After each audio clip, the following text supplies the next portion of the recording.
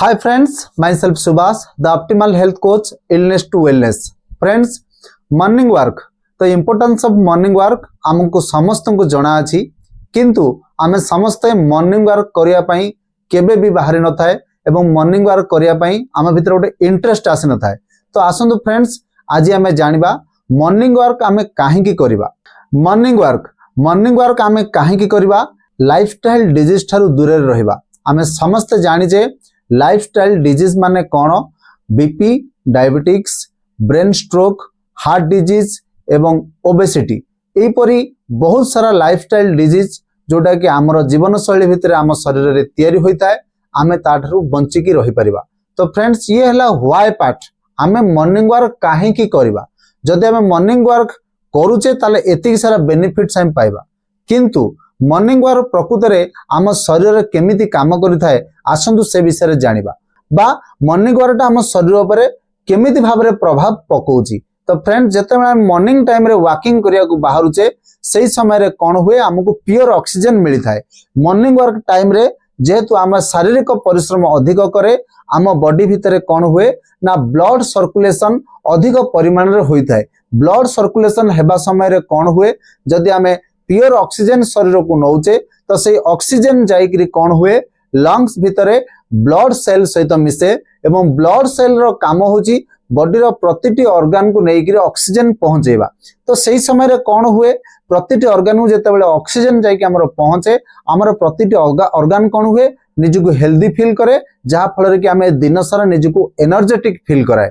तो फ्रेंड्स, ये होची गोटे पार्ट। सेकंड पार्ट होची कौन ना, आमे मॉर्निंग वर्क करबा द्वारा कौन हुए, आमे निजको सन एक्सपोजर कराए बा सूर्यालोक रे बा मॉर्निंग टाइम रे जो कौन सूर्य किरण होता है, से सूर्य किरण जेतेबेले मॉर्निंग वर्क करूचे से सूर्य किरण हमर स्किन ऊपर पड़ी थाए एवं स्किन रे कौन हुए ना हमर फैट सल्युबल विटामिन्स जोटा रही विटामिन डी सूर्य किरण द्वारा हमको सीधा सड़क भाव मिली थाए।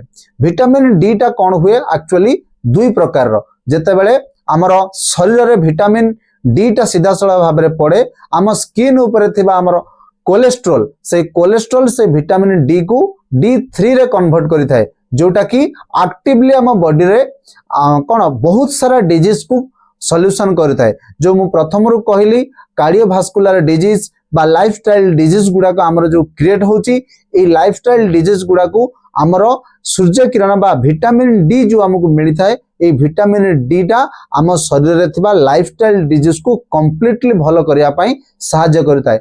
तेणु करी आमे समस्ते मॉर्निंग वर्क करबा दरकार। मॉर्निंग वर्क करबा द्वारा ए पैरामीटर को आमे फॉलो करि परिबा। ता सहित बहुत किछि बेनिफिट्स आम शरीर रे रहिछि, जेमिति कि मॉर्निंग वर्क करबा द्वारा आम गोटे गुड फ्रेंड सर्कल तैयारी करि परिबा एवं स्ट्रेस रिलीज करि परिबा।